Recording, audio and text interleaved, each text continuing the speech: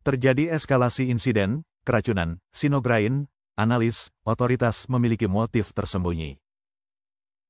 Baru-baru ini, praktik memanfaatkan tangki di China yang sebelumnya digunakan untuk mengangkut minyak tanah untuk langsung memuat minyak makan tanpa dibersihkan terlebih dahulu telah menimbulkan kemarahan luas dan menarik perhatian media serta analis. Menurut laporan Beijing News pada tanggal 2 Juli seorang sopir tangki mengungkapkan bahwa mencampur dan mengangkut cairan food grade dan kimia tanpa membersihkan terlebih dahulu adalah praktik yang sudah umum dalam industri tersebut. Biasanya, jika tangki tidak dibersihkan setelah mengeluarkan minyak yang berasal dari penyulingan dingin, dapat menyisakan beberapa ratus hingga beberapa ribu kilogram minyak sisa. Perusahaan minyak makan yang terlibat termasuk Huaifu Grain and Oil Group, perusahaan terkemuka China dalam bisnis gandum dan minyak, serta China Grain Reserves Oils and Fats, Tianjian Company Ltd. Menurut laporan Time Weekly, Sudong, yang berusia 50-an tahun dan memiliki perusahaan pengangkutan di Henan, mengelola armada 60 kendaraan termasuk tangki untuk bahan berbahaya dan tangki standar. Jalur pengirimannya meliputi area Jingjinji hingga barat laut yang jauh. Menyikapi berita tersebut, dia menyatakan bahwa menggunakan tangki bahan berbahaya untuk mengangkut minyak makan adalah ilegal dan sama dengan meracuni. Sudong mengakui bahwa meskipun perusahaannya tidak mengalami insiden seperti ini, dia mengetahui rekan-rekan dalam industri yang terlibat dalam praktik tersebut. Dia menyoroti bahwa sejak pertengahan 2022, sektor transportasi tangki telah menjadi jenuh, menyebabkan persaingan sengit dan perang harga. Seiring berjalannya waktu, beberapa media lain di daratan mulai mengikuti cerita ini. Baru-baru ini, CCTV mengkritik China Grain Reserves karena menggunakan tangki yang sama untuk mengangkut minyak yang berasal dari penyulingan dingin dan minyak makan, yang sama dengan meracuni. Selain itu, Southern Metropolis Daily mencatat bahwa praktik sembrono seperti itu dapat berbahaya bagi konsumen. Pada tanggal 10 Juli komentator independen Chai Sen-kun memposting di X platform menyatakan bahwa pemecatan masyarakat terhadap China Grain Reserves Corporation, atau juga dikenal sebagai Sinograin, sebuah perusahaan milik negara raksasa, bukanlah karena media tiba-tiba bertindak sebagai penjaga kepentingan publik yang sadar.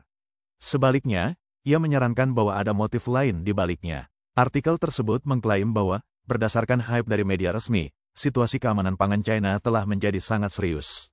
Pelacakan tangki minyak milik perusahaan milik negara selama 3 bulan terakhir mengungkap bahwa selain mengangkut minyak tanah dan minyak gandum, juga mengangkut pupuk pakan dan bahan kimia berpotensi beracun. Chai Sen-kun menilai bahwa Deng Yiwu, Direktur China Grain Reserves Group yang berusia 59 tahun dan menduduki posisi tingkat wakil menteri serta anggota Komite Pusat ke-20, masih memiliki potensi untuk naik jabatan. Namun, dia berspekulasi bahwa skandal ini dapat membahayakan posisi Deng, yang dapat mengakhiri karir politiknya. Dia juga mengusulkan skenario lain di mana pengungkapan kontaminasi jahat oleh China Grain Reserves dipersalahkan atas lonjakan kasus kanker di China setelah vaksinasi, mungkin merupakan upaya untuk mengalihkan kritik dari strategi vaksin pemerintah yang diarahkan dan dilaksanakan secara pribadi. Pada tanggal 9 Juli Asosiat Profesor Feng Chonyi dari University of Technology Sydney berbicara kepada Epoch Times, menyatakan bahwa penggunaan tangki minyak terlebih dahulu untuk minyak industri dan kemudian untuk minyak makan menunjukkan ketidakpedulian mendalam terhadap kehidupan di China, yang disebut sebagai negara paling dilanda produk makanan beracun.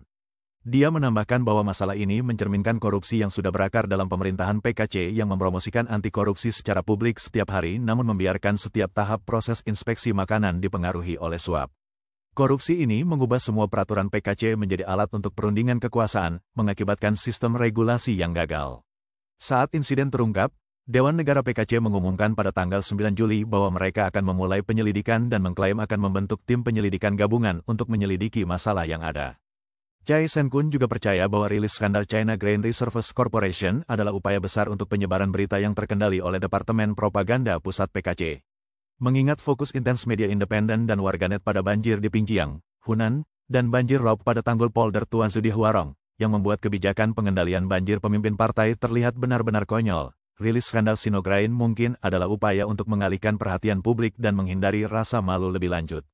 Komentator berita aktual lainnya, Li Linyi, mencatat bahwa pengumuman Dewan Negara PKC untuk memulai penyelidikan hanyalah reaktif dan terlalu lambat, karena pengawasan rutin sebelumnya absen tidak pernah dilakukan. Dia memperkirakan bahwa beberapa personel dan unit tertentu dalam perusahaan milik negara mungkin akan dijadikan kambing hitam.